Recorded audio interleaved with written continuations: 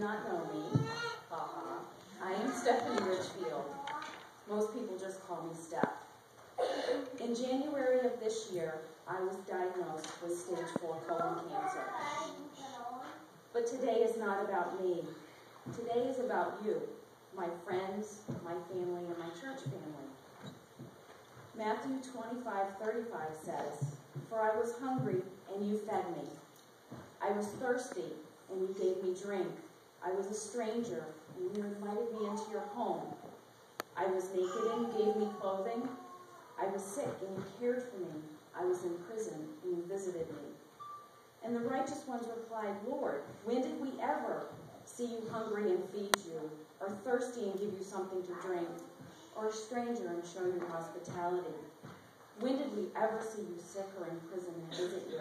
The king will say, "I tell you the truth, when you did it to the least of my brothers and sisters, you're doing it to me."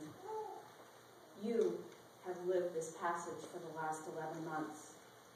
When I was sent to Maine Medical for surgery, and my parents would not arrive for a week to care for Lathan, you took him into your home. You cared for him, you comforted him, and you loved him until my parents could arrive. When my parents did arrive, you drove them to Maine to see me, because good Southerners don't drive in the snow. You took my parents in, you loved them as your own, even driving my mom to the grocery store. When I was hungry, you fed me, even when we said no meal train. Beef stew, chicken parm, subs, french fries, eggplant parm, tomatoes, eggs, cucumbers, chicken Caesar salad, and the best tomato sandwich I've had in a really long time. When I dropped 10 pounds after a really bad round of chemo, you took it as your personal challenge to put the weight back on me. You fed me chocolate pound cake, snickerdoodles, peanut butter cookies, chocolate chip cookies, brownies with frosting, brownies with whipped cream, donuts, ice cream, milkshakes, caramel coffee cake, plain coffee cake, red velvet cupcakes, and cider donuts. The weight came back. You drove me to CAT scans, to x-rays, to doctor's appointments, always with a smile and a prayer. You entertained me through 45 shots of Neupogen. You sat with me in the chemo room. You always arrived with a big smile and a laugh. You comforted me.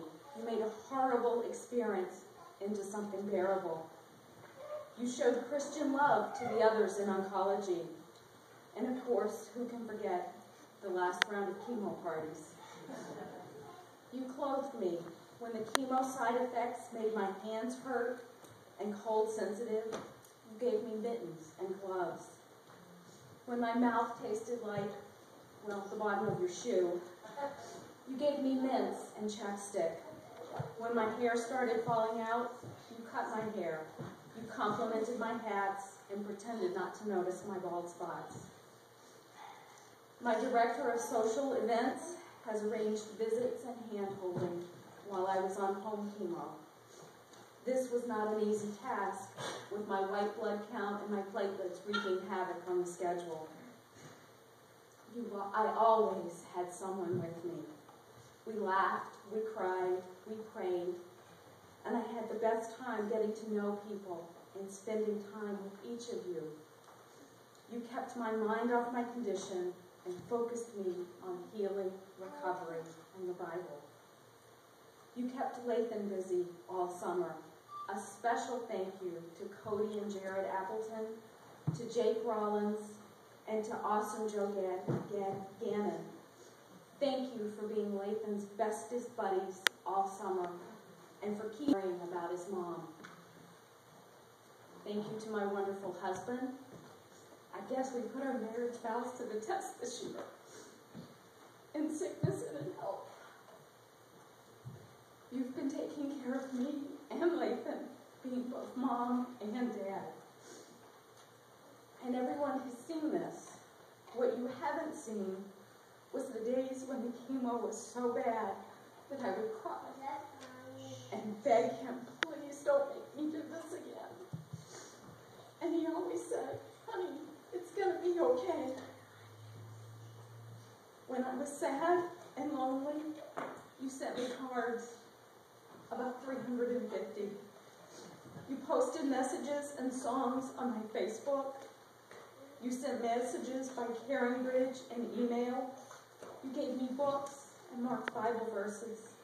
You gave me, and you planted flowers in my yard. You sent me jokes, lots of jokes. You filled my iPod with Christian music to block out the rest of all. You prayed. You prayed for me and my family. You prayed for others in oncology. You prayed for the doctors and the nurses. You prayed for my friend Dot and my friend Ann. 3 different groups of you have laid their hands on me and the Bible commands. According to the American Cancer Society, up to 50% of a cancer patient's recovery depends on the support system they have at home. You've more than done your job in my recovery, and I thank you for all that you have done for me and my family. I thank you for your prayers, for your faith that God can heal. I thank you for your Christian faith and for loving your neighbor as yourself. I thank you for showing the outside world your faith and your trust in Christ.